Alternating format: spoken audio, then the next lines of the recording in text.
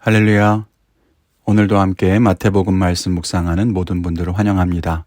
오늘의 본문은 마태복음 15장 21절부터 28절까지입니다. 예수께서 거기서 나가사 두로와 시돈 지방으로 들어가시니 가나안 여자 하나가 그 지경에서 나와서 소리질러 이르되 주 다윗의 자손이여 나를 불쌍히 여기소서 내 딸이 흉악하게 귀신 들렸나이다 하되 예수는 한 말씀도 대답하지 아니하시니 제자들이 와서 청하여 말하되 그 여자가 우리 뒤에서 소리를 지르오니 그를 보내소서. 예수께서 대답하여 이르시되 나는 이스라엘 집에 잃어버린 양 외에는 다른 데로 보내심을 받지 아니하였노라 하시니 여자가 와서 예수께 절하며 이르되 주여 저를 도우소서. 대답하여 이르시되 자녀의 떡을 취하여 개들에게 던짐이 마땅하지 아니하니라. 여자가 이르되 주여 올소이다마는 개들도 제 주인의 상에서 떨어지는 부스러기를 먹나이다 하니 이에 예수께서 대답하여 이르시되 여자여 내 믿음이 크도다 내 소원대로 되리라 하시니 그때로부터 그의 딸이 나으니라. 아멘. 오늘 본문에는 귀신 들린 딸 때문에 예수님께 나온 한 이방인 여자의 이야기가 기록되어 있습니다. 예수님이 들어가신 두로와 시돈이라고 하는 지역은 페니키아의 도시였습니다. 그러니까 이방인들이 사는 땅이에요. 게다가 이 여자는 가나안 여자라고 못 박아서 이야기합니다. 그런 이방인 여자가 예수님께 와서 자기 딸을 구해달라고 합니다. 오늘 함께 말씀을 생각해 보면서 은혜를 나누기를 원합니다. 첫째는 하나님의 침묵과 거절에 상처 입지 말라는 것입니다. 여러분 지금까지의 예수님의 모습을 생각해 본다면 당연히 이 여인의 간구를 듣고 귀신을 물리쳐 주셔야 맞습니다. 왜냐하면 앞에서 예수님은 한 번도 병자나 귀신 들린 사람을 그냥 돌려보낸 적이 없었기 때문입니다. 그런데 오늘은 달라요. 예수님이 아주 차갑게 반응하십니다. 23절에 보면 예수님은 한 말씀도 하지 않으십니다. 여인이 예수님의 뒤통수에 대고 계속 소리쳤던 모양입니다. 23절에 제자들이 말하죠. 예수님 저 여자가 우리 뒤에서 계속 소리를 지릅니다. 저 여인을 돌려보내시죠.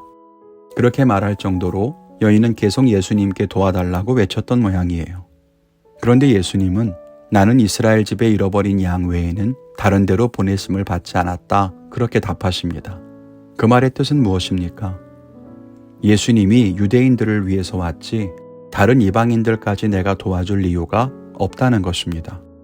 게다가 예수님은 이 말씀을 여인에게 하신 것이 아닙니다.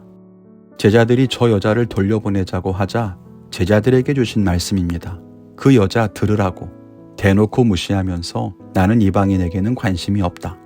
이런 뉘앙스로 말씀을 하시는 거죠. 얼마나 차갑고 무례합니까?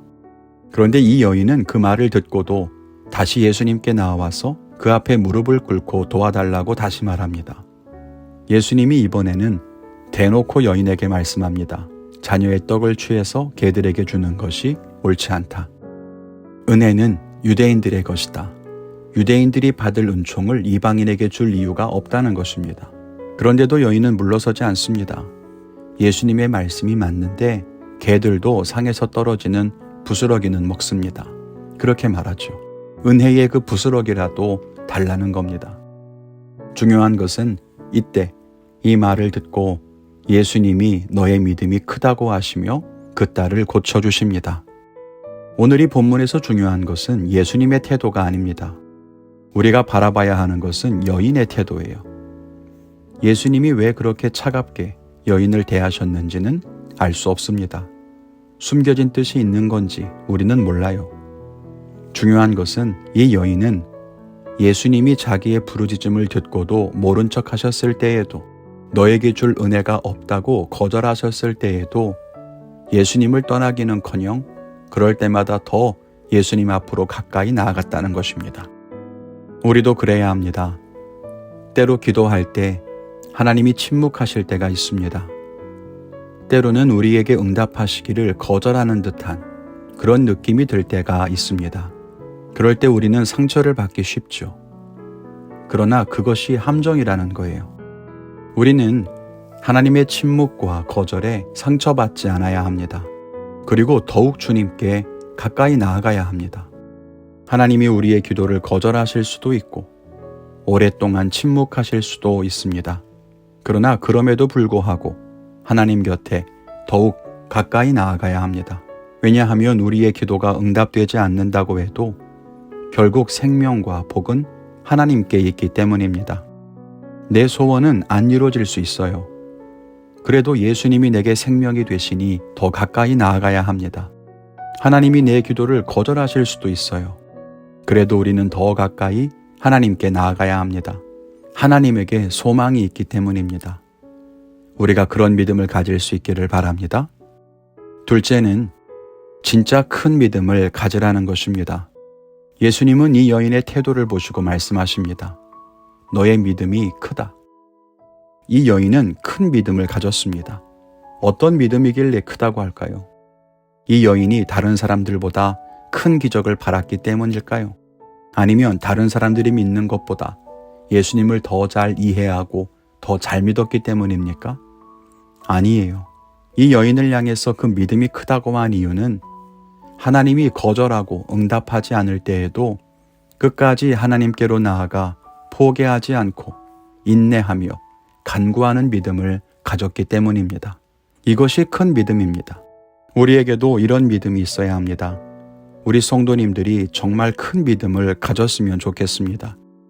대단한 비밀을 아는 믿음이 아니라, 큰 기적을 체험하는 그런 믿음이 아니라 끝까지 인내하는 믿음, 하나님을 절대적으로 신뢰하는 믿음, 어떤 환경에도 어떤 어려움에도 포기하지 않는 믿음을 가진 우리가 되기를 바랍니다. 저는 오늘 어려운 환경 속에 있는 성도들을 위해 중보기도하는 하루를 살겠습니다. 우리 성도님들도 포기하지 않는 믿음으로 오늘도 기도하며 하나님과 동행하시기를 바랍니다. 여러분의 결단은 무엇입니까? 그 결단을 지키시고 복 주실 하나님을 찬양합니다. 주님과 함께 복된 하루를 살아가시기를 바랍니다. 감사합니다.